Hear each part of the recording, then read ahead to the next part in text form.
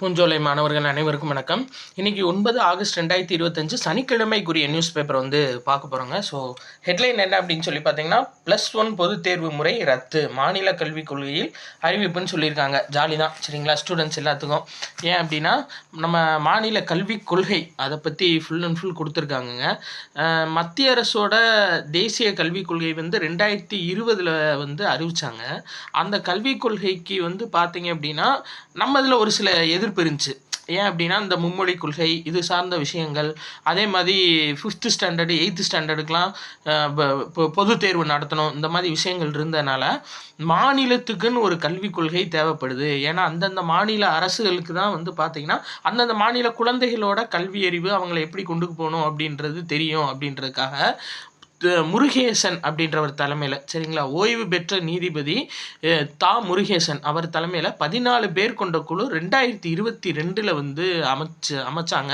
அவங்க அவங்களோட அறிக்கையை 2025 சமர்ப்பிச்சிருக்காங்க சரிங்களா. இதுதான் மெயினான விஷயம். ஸோ தேசிய கல்விக் கொள்கை இப்போ ரீசெண்டாக அறிவிக்கப்பட்டது எப்போனா 2020.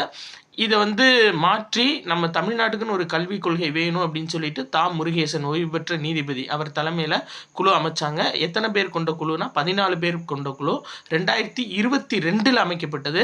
அவங்க அறிக்கை சமர்ப்பித்தது 2025 சரியாப்பா. அதில் மெயினாக அவங்க சொன்னது என்ன அப்படின்னா, அதுதான், அதாவது 11th exam public exam cancel அப்படின்னு சொல்லியிருக்காங்க. இந்நிலையில் பள்ளிக்கல்விக்கான தமிழ்நாடு மாநில கல்விக் கொள்கை 2025 வெளியீடு, அதை தான் சொல்லியிருக்காங்க சரியாப்பா.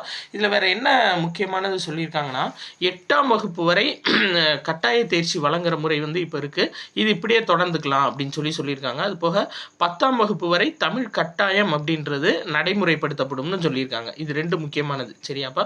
8ஆம் வகுப்பு வரை கட்டாய தேர்ச்சி, 10ஆம் வகுப்பு வரை தமிழ் கட்டாயம் சொல்லியிருக்காங்க. அடுத்து இந்தது 9ஆம் வகுப்பிலிருந்து எதிர்கால திட்டமிடல் வேலைவாய்ப்பு என்ற நோக்கில் கல்விக் கொள்கை உருவாக்கப்பட்டுள்ளதுன்னு சொல்லியிருக்காங்க சரியாப்பா. 9ஆம் வகுப்பு ஒரு ஸ்டூடெண்ட்ஸ் 9th வந்துட்டார் அப்படின்னா, அந்த 9thலேருந்தே அவங்களோட எதிர்கால திட்டமிடல் என்னவா அவங்க மாறணும், இன்ஜினியர் ஆகணுமா, டாக்டர் ஆகணுமா, இல்லை அரசு வேலைக்கு போகணுமா, அதுக்கு தகுந்து அவங்களோட விருப்பத்துக்கு தகுந்து வேலை வாய்ப்புக்கு தகுந்து அந்த நோக்கில் பாடத்திட்டம் உருவாக்கப்படும் அப்படின்னு சொல்லியிருக்காங்க. ஸோ இதுதான் மாநில கல்விக் கொள்கையில் இருக்க ஒரு சில ஹைலைட்ஸ். உள்ள இன்னும் இருக்குது, அதை நம்ம பார்ப்போம் சரிங்களா. உள்ளே கொடுத்துருக்காங்க ஒரு சில இன்ஃபர்மேஷன்ஸ்.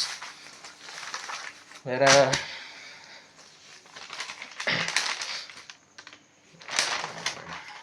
எக்ஸாம் பாயிண்ட் ஆஃப் வியூவில் பார்த்தீங்கன்னா, அதாவது தேசிய அளவில் ரயில்வே சார்பாக தேசிய கொடி கண்காட்சி நடத்துகிறாங்கப்பா. எதுக்காக அப்படின்னா, நம்ம தேசிய கொடியோட சிறப்பம்சங்களை மக்களுக்கு எடுத்துரைக்கிறதுக்காக.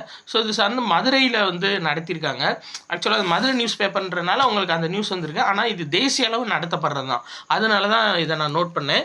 அதுக்கான தலைப்பு என்னன்னா, தேசிய மூவர்ண கொடி சரியாப்பா. தேசிய மூவர்ண கொடி அப்படின்ற பேரில் கண்காட்சி தொடங்கியிருக்கு ஒவ்வொரு முக்கியமான ரயில்வே ஸ்டேஷன்லையும்.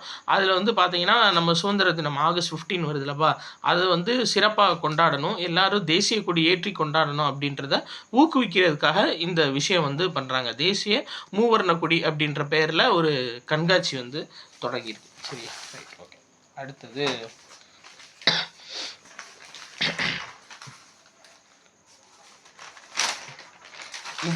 இது ரொம்ப முக்கியமான நியூஸ். என்ன அப்படின்னா, சமூக பொருளாதார வளர்ச்சியின் முன்னணி மாநிலம் தமிழ்நாடுன்னு கொடுத்துருக்காங்க.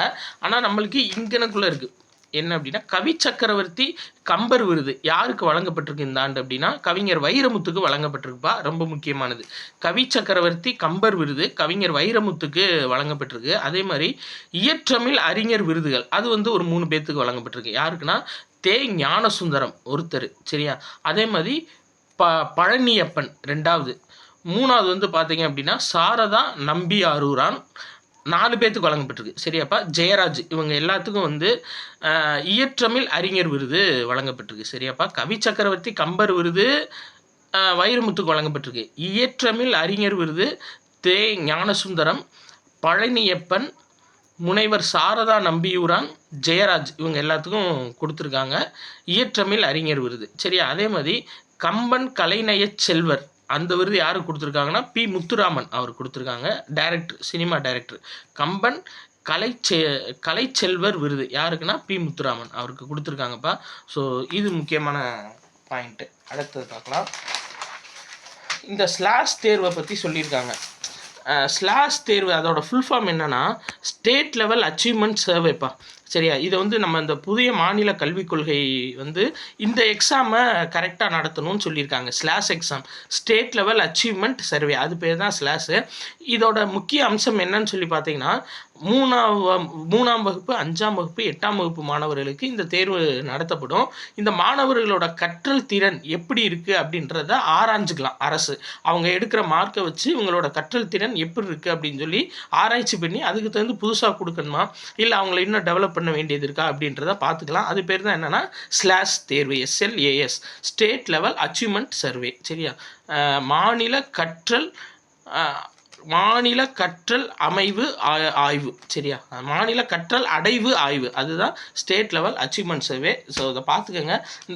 இந்த ஸ்லாஷ் அப்படின்றது நம்மளுக்கு எக்ஸ்ப்ளனேஷனில் கேட்கலாம். சரியாப்பா, எக்ஸ்பேண்ட் பண்ணி எழுதுறதுல கேட்கலாம். சரியா, ஏன்னா நியூஸ் பேப்பர்லேருந்து வர்றதான் கொடுத்துருந்தாங்க.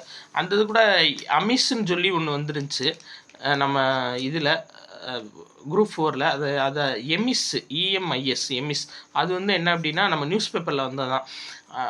அதாவது இந்த கல்வி சார்ந்த எல்லாமே வந்து அந்த எமிஸ் இணையதளத்தில் பதிவேற்றப்படும். EMIS. சரியா, ஸோ நியூஸ் பேப்பரில் வர்ற இந்த ஒரு சில எக்ஸ்பிளனேஷன்லாம் வந்து நம்ம பார்த்துக்கிறணும். அதே மாதிரி பல்துறை கல்வி ஆராய்ச்சி மேம்பாட்டு திட்டம்னு ஒரு திட்டம் வந்து ஆரம்பிக்க போகிறாங்கப்பா. இது வந்து IITs ப்ளஸ் கவர்மெண்ட்டோட ITI எல்லாமே வந்து இந்த தேசிய கல்வி ஆராய்ச்சி மேம்பாட்டு திட்டத்தில் உள்ள ஒருங்கிணைக்க போகிறாங்களாம். இதில் பல்துறை கல்வி மற்றும் ஆராய்ச்சியை மேம்படுத்துறது, ஒவ்வொரு டிபார்ட்மெண்ட் ஸ்டூடெண்ட்ஸ்க்கும் பல்துறை அறிவு கொடுக்கறது, ப்ளஸ் அவங்க படிக்கிற டிபார்ட்மெண்ட்டில் ஆராய்ச்சியை டெவலப் பண்ணுறதுக்காக இந்த பல்துறை கல்வி ஆராய்ச்சி மேம்பாட்டு திட்டம் ஒன்றிய அரசு சார்பாக கொண்டு வரப்படுது. இது 2030 வரை செயல்படுத்தப்படும் சொல்லியிருக்காங்கப்பா, உலக வங்கி ஆதரவோட. இதை ஞாபகம் வச்சுக்கோங்க, எந்த வங்கின்றது முக்கியம். உலக வங்கி ஆதரவோட 2030 வரையும் இதை செயல்படுத்தணும் அப்படின்னு சொல்லியிருக்காங்க. சரி, ரைட்டு. அடுத்து இந்த இது பிறப்பு வீதம் தமிழ்நாட்டில் குறைஞ்சிருக்கு. இந்தியா ஃபுல்லாக, அதாவது 2022 மாதிரி பதிவு முறை எடுத்திருக்காங்க. அதில் இந்தியா ஃபுல்லாக பிறப்பு வீதம் எவ்வளோ இருக்குது அப்படின்னா 19.1% இருக்குது. நம்ம தமிழ்நாட்டில் பிறப்பு வீதம் 12.1%. சரியா, இதுக்கு காரணம் வந்து சிறந்த சுகாதார திட்டங்கள், கருத்தடை திட்டங்கள், மக்கள்கிட்ட இருக்க விழிப்புணர்வு, இதுதான் காரணம் அப்படின்னு சொல்லியிருக்காங்க. ஸோ இந்தியாவோட பிறப்பு வீதம் அப்படின்றது 19.1%, தமிழ்நாட்டோட பிறப்பு வீதம் அப்படின்றது 12.1%, 2022 மாதிரி கணக்கெடுப்பின்படி சொல்லியிருக்காங்க. இது சப்போஸ் மெயின்ஸ் எழுதுனீங்கன்னா இந்த நியூஸ் வந்து ரொம்ப முக்கியமான நியூஸ். உங்களுக்கு மெயின்ஸ் எக்ஸாம் எழுதுறதுக்கு ரொம்ப ரொம்ப யூஸ்ஃபுல்லாக இருக்கும். Right, okay. வேறு இந்த எக்ஸாம் பாயிண்ட் ஆஃப் வியூலன்னு பார்த்தா இன்றைக்கி அவ்வளோதான். இது ஃபுல்லாக அரசியல் சார்ந்து தான்ப்பா இருக்குது. இந்த ட்ரம்ப்பு செஞ்ச வேலையை தான் பூரா பேசிக்கிருக்காங்க. Right, okay. நம்மளுக்கு இந்த அதாவது கனடா ஓப்பன் நடந்திருக்கு.